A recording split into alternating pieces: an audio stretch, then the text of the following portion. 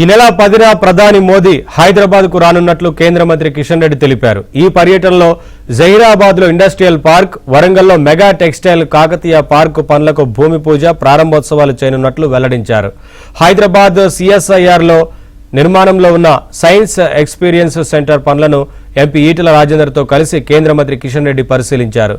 వచ్చే ఏడాది చివరి నాటికి పనులు పూర్తి చేసి ప్రజలకు అంకితం చేయనున్నట్లు కిషన్ రెడ్డి చెప్పుకొచ్చారు.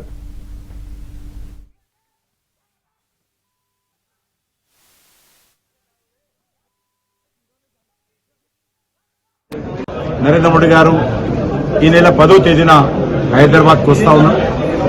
అనేక రకాల అభివృద్ధి కార్యక్రమాలు జహీరాబాద్ లో ఇండస్ట్రియల్ పార్క్ కావచ్చు, అదేవిధంగా వరంగల్లో ప్రధానమంత్రి మెగా టెక్స్టైల్ కాకతీయ పార్క్ కావచ్చు, జాతీయ రహదారులు కానీ రైల్వేకి సంబంధించినటువంటి నెట్వర్క్ పెంచేటువంటి కార్యక్రమాలకు అన్నిటి కూడా కొన్ని భూమి పూజ చేయబోతా ఉన్నారు, కొన్ని అంకితం చేయబోతా ఉన్నారు.